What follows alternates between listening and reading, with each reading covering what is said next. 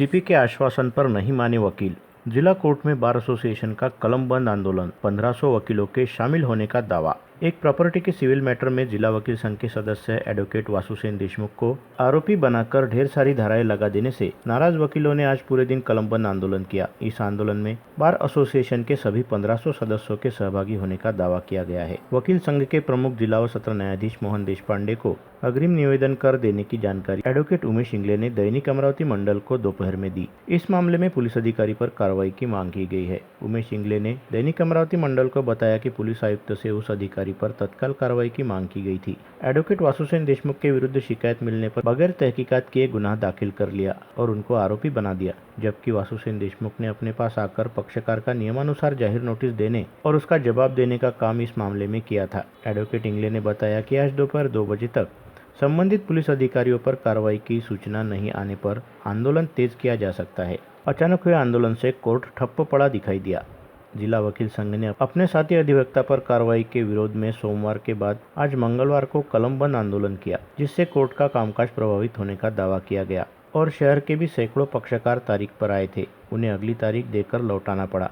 वकील संघ ने स्पष्ट किया कि पेन नहीं उठाई गई, बाकी काम तथा मौखिक सलाह आदि बराबर दी गई। तारीख के बारे में सूचित किया गया था। इस समय संघ अध्यक्ष एडवोकेट शिरीष जाखड़, सचिव एडवोकेट उमेश इंगले, उपाध्यक्ष एडवोकेट नीता तिखिले, लाइब्रेरी सचिव advocate Abhishek Nistane, advocate Rashika Uke, advocate Sudarshan Pimpalgaonkar, advocate Piyush Dahake, advocate Pankaj Yadgire, advocate Kushal Karwa, advocate Kiran Yawale, advocate Bhumika Wankhede, advocate Prashant Deshpande, advocate Parvez Khan, advocate Chandrashekhar Dorle, advocate Vasudev Navlani, advocate Afroz Khan, advocate Raghuvanshi, advocate Siddharth Gajbhiye, advocate Saglani, advocate Sushma Bisne आदि अनेक वकीलों की उपस्थिति रही। इस मामले में सीपी ने जांच का भरोसा दिया है। वकील संघ ने सोमवार को पुलिस आयुक्त नवीन चंद्र रेड्डी से भेंट कर प्रकरण की जानकारी दी और साथी वकील देशमुख पर हुए अन्याय के बारे में बताया।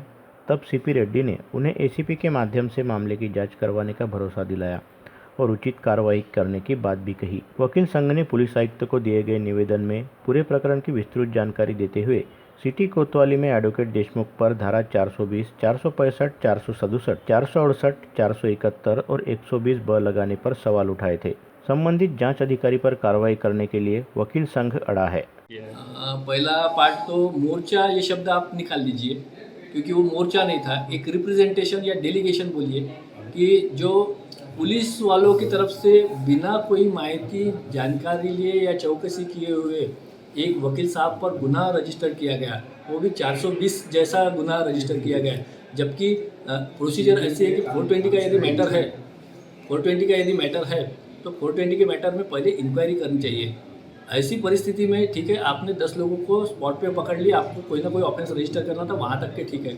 लेकिन जब आप लॉयर के बारे में बात कर रहे हो, एडवोकेट के बारे में बात कर रहे हैं, तो आपको कुछ ना कुछ इंक्वायरी करनी चाहिए कि ये ऑफेंस से उनका कुछ लेना देना है या नहीं है। इसलिए हम रिप्रेजेंटेशन लेके सीपी साहब की तरफ गए थे।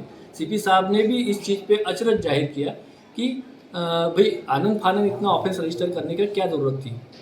वो डेलीगेशन देने के बाद में जो हमारी जनरल मीटिंग हुई तो वो इसी वजह से हुई थी कि कल ये चीज़ जो है, हम जब जाहिर सूचना, जो अपन पब्लिक नोटिस बोलते हैं या कोई नोटीस भी भेजते हैं वकील साहब, तो उसमें लिखते हैं कि पक्षकारांनी दिलेल्या माहिती व अधिकारावरून। जब कोई क्लायंट हमको इन्फॉर्मेशन दे रहा है, डॉक्यूमेंट्स दे रहा है, उसके आधार पे यदि हम कोई नोटिस इशू करते हैं तो वो आगे वाली पार्टी मर गई है या जिंदा है ये हमको मालूम नहीं रहता, क्योंकि हमने इंस्ट्रक्शंस के हिसाब से दी हुई रहती, उसमें हमारा पर्सनल इंटरेस्ट कुछ नहीं रहता।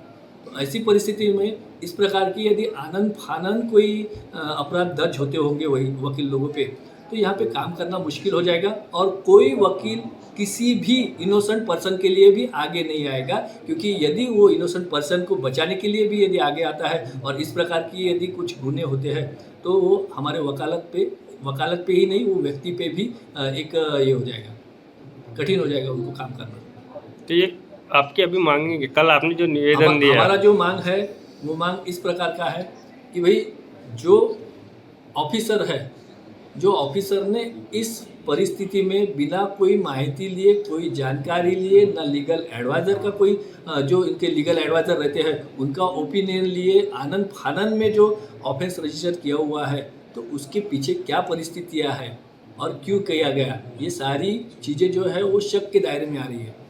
इसलिए कुछ न कुछ उन पे प्रेशर बनाने के हिसाब से ये हमने आज स्ट्राइक की हुई है। स्ट्राइक नहीं बोलेंगे, लेखनी बंद की हुई है।